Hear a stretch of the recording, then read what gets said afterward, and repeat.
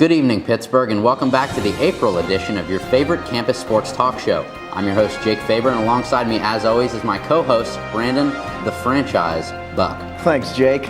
This week, we've got some in-depth player profiles along with our new thumbs up, thumbs down opinion segment and a 1-minute look into the mind of this man sitting right next to me.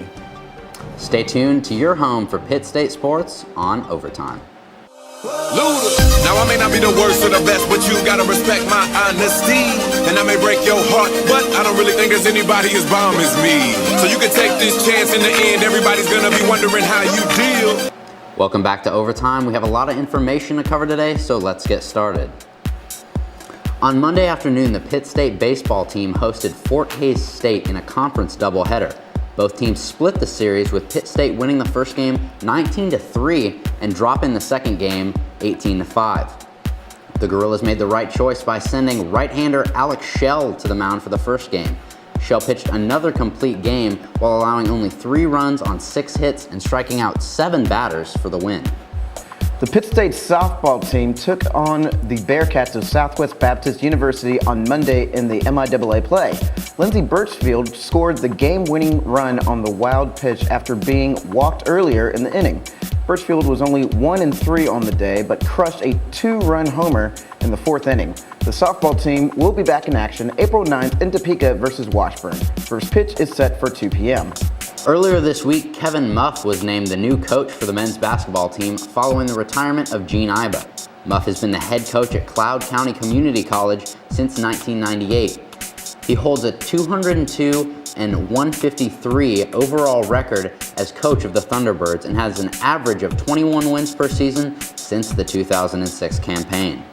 And now it's time for our brand new Thumbs Up, Thumbs Down opinion segment, where Brandon and I will give our opinions on things going on in the sports nation by giving a thumbs up or a thumbs down. Our first topic of the day, John Wall saying that he could possibly remain at Kentucky next year. In my opinion, I give this a thumbs up.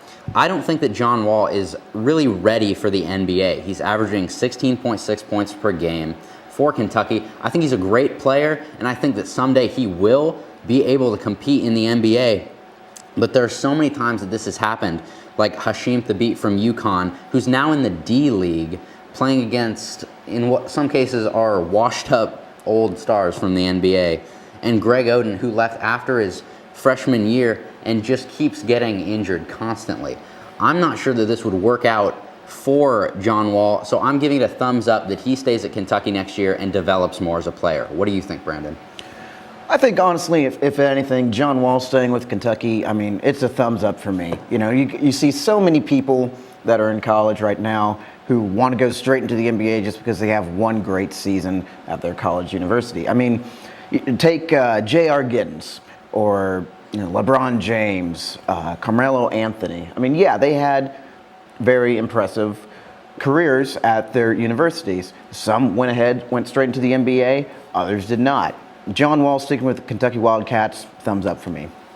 Next up on the list is the NCAA tournament expansion to 96 teams. In my opinion, I give this a thumbs down. I don't think that it would be good for just to let anyone in. I like to think of the NCAA tournament as a select club, Brandon. I don't think that we need to have almost 100 teams playing, and what it would do is give the top seeds a bye into the next round. I don't think that's necessary. It's the top teams playing each other to win the championship. I don't think we need a bunch of nobody schools getting into the tournament and just wasting airtime and delaying the students from being in school. What do you think? You know, Jake, in my opinion, moving the NCAA to 96 teams expansion, I think, is going to be a thumbs up for me. Simply because of the fact it gives a bunch of no-name schools that have never, ever been credible for their sports program a chance to shine and have some airtime. Now, it could go in 2 different ways. One, it'll make the NCAA tournament a little bit more longer, have the big boy teams such as KU, Villanova, Syracuse, and all of them, show them the ropes of what it's going to be like in an NCAA tournament. So in which case, it will be a rebuilding year for those teams, and such, it could make the future years in the NCAA tournament a little more interesting than it is right now. Second off, college athletes all around that have never been shown on TV. It will be an excellent time for them to get all the airtime that they can, so then they get credible for the team that they're playing for. Thumbs up for me. Next up on our list, LeBron James is up for free agency this year. Will he re-sign with the Cavaliers? In my opinion, I give this a thumbs up. LeBron James is a hometown boy from Cleveland. He's just been great. He's been the NBA Player of the Month every month this season. There's no denying that he is the best superstar in the NBA and almost won a title with Cleveland.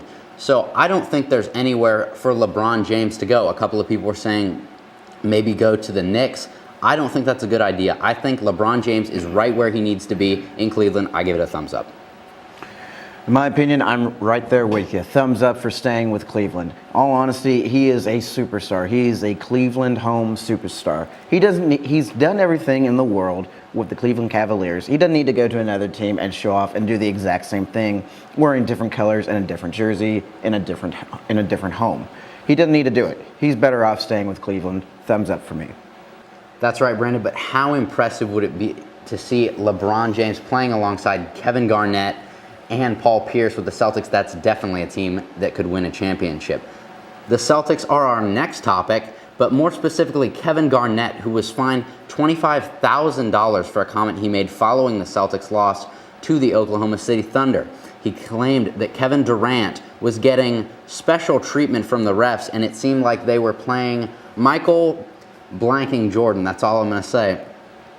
And in my opinion, I give it a thumbs down for the comment and a thumbs down for the fine. I don't think $25,000 for just a comment. I know he makes a lot of money, but I don't think $25,000 is reasonable for a player. Tempers go crazy. You're getting frustrated after a game. $25,000 for one thing, I give it a thumbs down. What do you think? I think if anything, the whole Kevin Garnett comment, I'd give it a thumbs down. I've said plenty of comments in my life.